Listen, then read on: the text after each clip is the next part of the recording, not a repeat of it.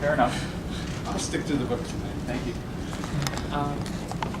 I was wondering, do you think that there are more microtrends now than there used to be? I.e., are people more diverse than they used to be, or are those microtrends just more visible, or are there more opportunities for divergence, or is there just more possibility for those microtrends to be well publicized? No, I think that there are more microtrends because of the three developments that I suggested at the beginning. That in fact the internet makes it, you could find 100,000 people that, eat deep fried yak, through the internet and put it together. So it enables you to, I think, draw people together. Second, economically, the ability for companies to produce more customized products. And third, I believe that there is a greater drive towards being more individualistic. I think you see that in something like the upscale. The upscale tattoo is a very good example, I think, of people wanting more self-expression. And so what I try to do in the book is say, oh, well, something as simple as that. Nobody's done an upscale tattoo parlor yet. Maybe one or two are now appearing. There are all these work rules that you can't have it visible. So these trends, I think, are overcoming the norm in a lot of ways and indicating greater self-expression. So I think there are economic reasons why there are more microtrends, and there are personal reasons why I think there are more microtrends.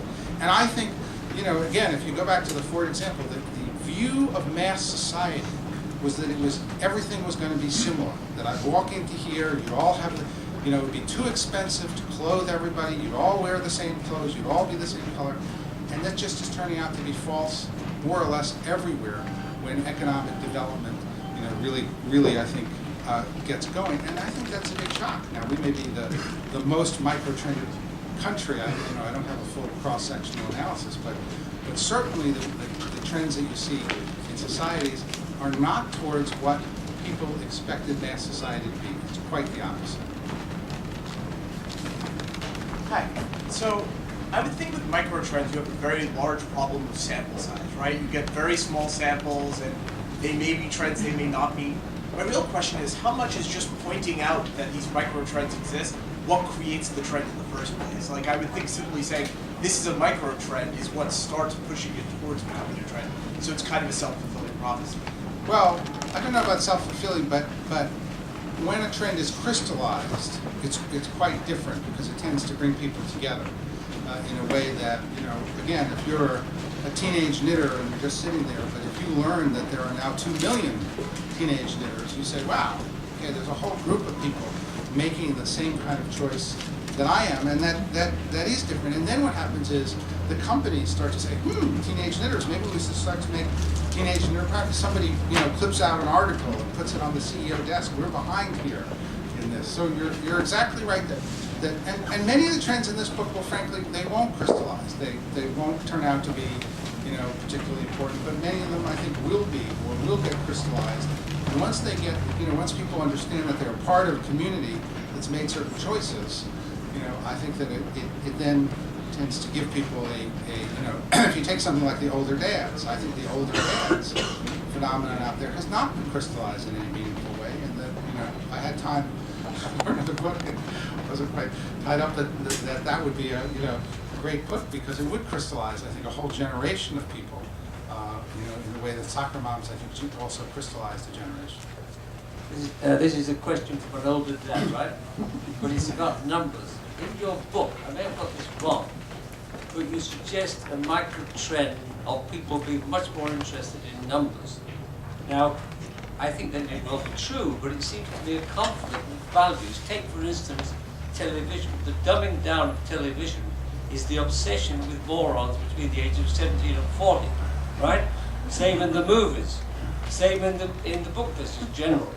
So have we not got here a kind of conflict between what you think is a beneficial market trend, i.e. interest in numbers, and the tyranny of the mass over quality? Well, I think, see, this is precisely the heart of the book, because the heart of the book is, well, for every trend there's a counter trend.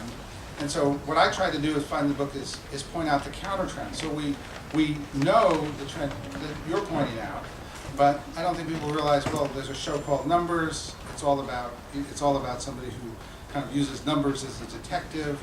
There's unlimited, interest in polls and numbers. Now, I think people are interested in numbers. They're not particularly interested in arithmetic.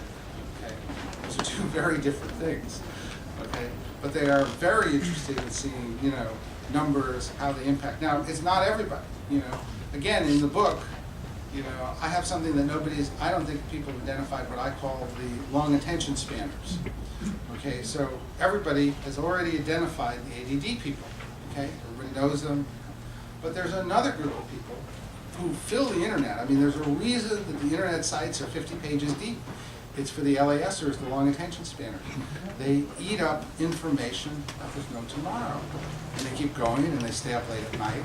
And if you were going to analyze the prime internet customer, it's not the ADD person, it's the long attention spanner. Right? And so that's my whole point, exactly, that for the groups out there are these other groups out there who are probably underserved, under-recognized, right, in many different ways.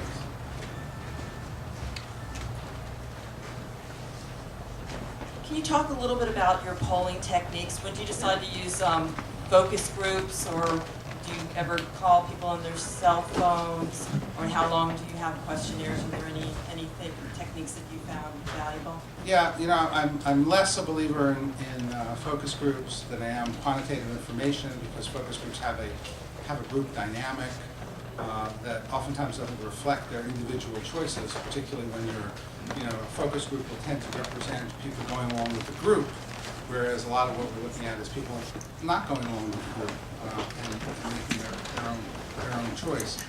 Eventually people will be polled on cell phones. I mean, there have been a lot of reasons why we couldn't poll people on cell phones. They're usually on the go. It's usually not really allowed. It might cost people money. So, I don't think actually we'll wind up polling through cell phones. We'll wind up polling much more on the internet. And just as when I started, all polling was door to door, then phone gradually became acceptable. Now the internet is semi-acceptable. It doesn't really have, even though the penetration is so quickly growing, it doesn't really have the full spectrum of voter groups yet. But another decade, I think there will be no phone polling, and it will move, pretty much to the internet. In which people on the internet, again, those LASers fill out a lot of surveys and provide in-depth, open-endeds that are considerable. So we have maybe, I don't know how much time.